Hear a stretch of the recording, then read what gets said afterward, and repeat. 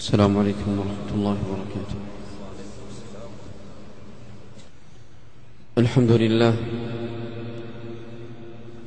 الحمد لله الذي من علينا بمواسم الخيرات وأعطانا فيها من جزيل الفضائل والهبات، وأشهد أن لا إله إلا الله وحده لا شريك له ذو الفضل العظيم والخير الجسيم والبر الوافر في جميع الأوقات، وأشهد أن محمدًا عبده ورسوله أفضل المخلوقات، صلى الله عليه وعلى آله وأصحابه الدائبين في طاعته في جميع الحالات، وسلم تسليما كثيرا. أما بعد، أيها الناس، اتقوا الله تعالى واعلموا أنكم قد استقبلتم شهرا عظيما وموسما للخيرات جسيما، شهرا جعله الله تعالى سببا لغفران الذنوب والسيئات وتكفير الخطايا ورفع الدرجات. من صامه إيمانا بالله واحتسابا لثواب الله غفر الله له ما تقدم من ذنبه، ومن قامه إيمانا واحتسابا غفر الله له ما تقدم من ذنبه. شهرا ندبكم الله إلى تعظيمه بالصيام والقيام وبفعل الطاعات والكف عن جميع الآثام، فاحرصوا بالصيام والقيام، فاحرصوا رحمكم الله على استقباله بعزم أكيد، واغتنموا فرصه الثمينة قبل فواتها، واستعينوا بربكم على حبس النفس فيه عن هواها، فإن السعيد عباد الله من اغتنم مواسم الخيرات وبادر إلى حفظ أوقاتها بفعل الطاعات قبل أن يفوت المغنم، فيندم على ما ضاع من عمره وفات. أما علمتم أحبابنا ما لله تعالى في هذا الشهر من نفحات، وما له فيه من رحمة وإحسان وتكفير للسيئات؟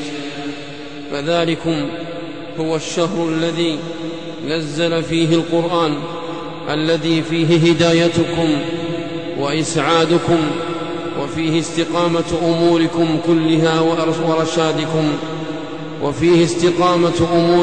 كلها ورشادكم. حقيق بنا أن نعظم هذا الشهر الذي نزل فيه القرآن، وجدير بنا أن نصابر فيه على الطاعات وفعل المعروف والإحسان. قال حبيبنا صلى الله عليه وسلم: إن في الجنة غرفا يرى ظهورها من بطونها وبطونها من ظهورها، وذلك لشدة صفائها ونورها. قالوا: لمن يا رسول الله؟ قال: لمن طيب الكلام وأطعم الطعام وصلى بالليل والناس نيام.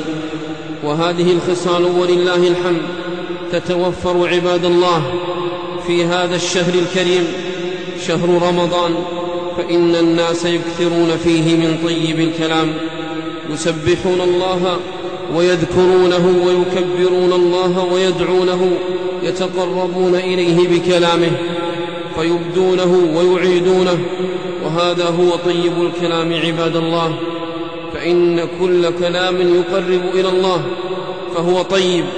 وفي هذا الشهر يطعم المسلمون الطعام فيفطرون الصوام، ويجودون على الفقراء والأرامل والأيتام والمساكين.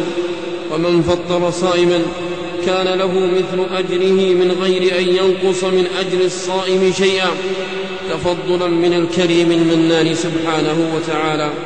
وفي هذا الشهر يقوم المسلمون لصلاتهم والناس نيام، فهم في آخر الليل يقومون لأكلة السحور، والموفق منهم يحرص على أن يصلي ما شاء الله في تلك الساعة طلبا للثواب والأجور، فما عليك عبد الله أن تصلي إذا قمت إلى السحور ما شاء الله من ركعات، فإن آخر الليل وقت إجابة للداعين وإعطاء للسائلين والمغفرة للمستغفرين، كما ثبت عن حبيبنا صلى الله عليه وسلم أنه قال: ينزل ربنا إلى السماء الدنيا حين يبقى ثلث الليل الآخر فيقول: من يدعوني فأستجيب له، من يسألني فأعطيه، من يستغفرني فأغفر له.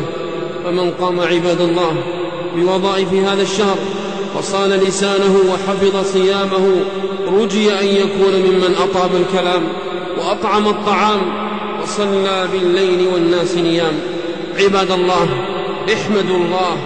احمدوا الله على الذي أحياكم وأبقاكم حتى بلغتموه، واسألوه أن يعينكم على القيام بحقوقه حتى تتموه، واستقبلوه بتوبة نصوح صادقة وإنابة إلى الله في جميع أوقاته المتواصلة، فقد أمدكم الله بشهر أوله رحمة وأوسطه مغفرة وآخره عتق من النار.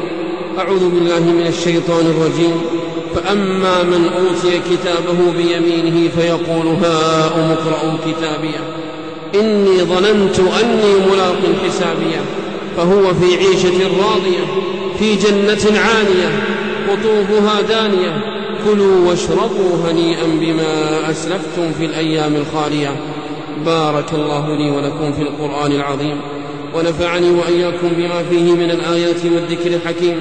أقول قولي هذا وأستغفر الله لي ولكم ولكافة المسلمين من كل ذنب وخطيئة، فاستغفروه وتوبوا إليه إنه ربي غفور رحيم.